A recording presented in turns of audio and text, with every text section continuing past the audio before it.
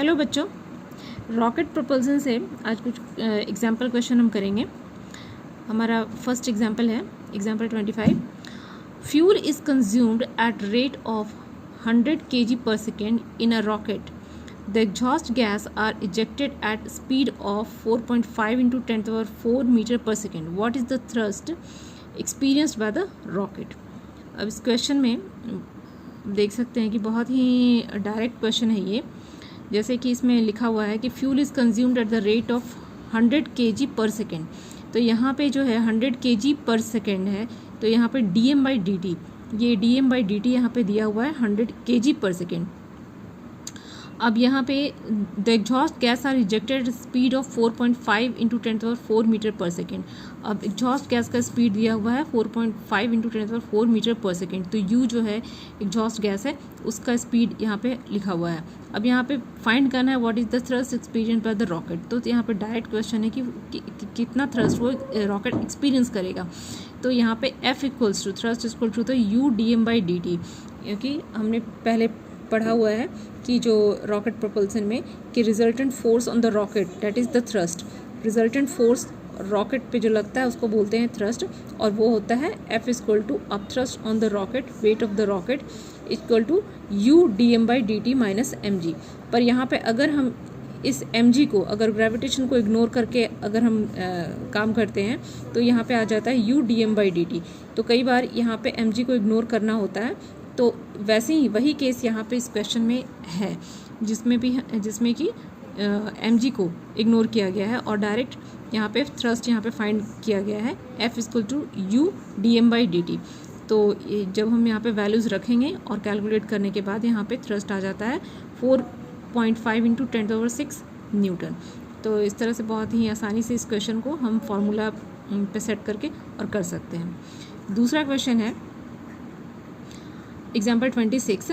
A rocket of initial mass 6,000 kg eject mass at a constant rate of 16 kg per second with constant relative speed of 11 km per second. What is acceleration of the rocket a minute after the blast? Neglect gravity. अब यहाँ पे इस question में यहाँ पे rocket का initial mass दिया हुआ है 6000 kg। सबसे पहले जो डेटा जो दिया होता है क्वेश्चन में उस पर ध्यान दे करके उसको पहले एक साइड लिख लेना चाहिए।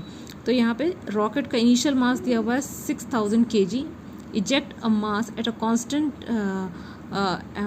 A constant rate of 16 kg पर सेकेंड। तो यहाँ पे 16 kg पर सेकेंड ये जो वैल्यू दिया हुआ है ये है dm/dt कि मास जो है वो जो खपत हो रहा है, जो फ्यूल है वो जो खर्च हो रहा है, उसका रेट है 16 kg पर second with a constant relative speed of 11 kilometre per second. यहाँ पे जो रिलेटिव स्पीड जो है, जो फ्यूल जो कंज्यूम हुआ, जो गैस उससे निकला नोजल से रॉकेट में, तो उसका स्पीड दिया हुआ है 16 किलोमीटर पर सेकेंड, वो है u 11 kilometre per second. u equals to 11 kilometre per second. What is the acceleration of the rocket a minute after the blast? तो यहाँ पे एक्सेलरेशन हमें फाइंड करना है, तो एक्सेलरेशन फाइंड करना है 1 मिनट के बाद।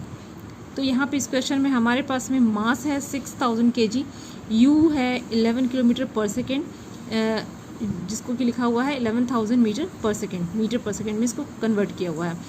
t 1 मिनट, क्योंकि 1 मिनट के बाद का एक्सेलरेशन हमें चाहिए, तो 1 मिनट इक्वल टू 60 सेकेंड।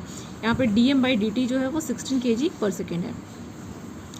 तो अब हम एक्सेलरेशन फाइंड करेंगे। एक्सेलरेशन में यहाँ पे हम देखेंगे कि यहाँ पे हमारे पास मास है और ये सारे वैल्यूज़ दिए हुए हैं, तो इसके सपोर्ट से यहाँ पे हम फाइंड कर सकते हैं। एक्सेलरेशन का जो फार्मूला है रॉकेट प्रोपल्सन में, वो डायरेक्ट जो फार्मूला है वो है a equals to u by m0 minus dt dm/dt multiplied by dm/dt। यहाँ पे u जो है वो है रिलेटिव स्पीड और m0 minus t by dm/dt, ये जो वैल्यू है ये मास का वैल्यू है, मास जो कि रॉकेट में खर्च हो रहा है आफ्टर एक पर्टिकुलर इंस्टेंट ऑफ टाइम पे, कितना मास उसमें बचता है, फ्यूल का कितना मास जो बचता है, तो वो वैल्यू है m0 माइनस t dm/dt। तो dm/dt के स्पीड से उसका जो फ्यूल है वो खर्च हो रहा है, तो आफ्टर टी सेकेंड जो फ्यूल जो बचेगा, जो मास जो रॉकेट का बचेगा वो है m0 - t dm/dt।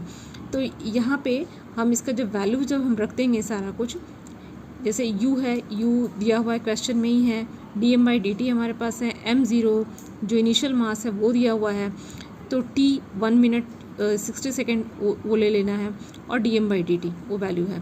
तो इसे रखने के बाद जब हम कैलकुलेट करेंगे तो हमारे पास आ जाता है 34.92 मीटर पर सेकेंड स्क्वायर।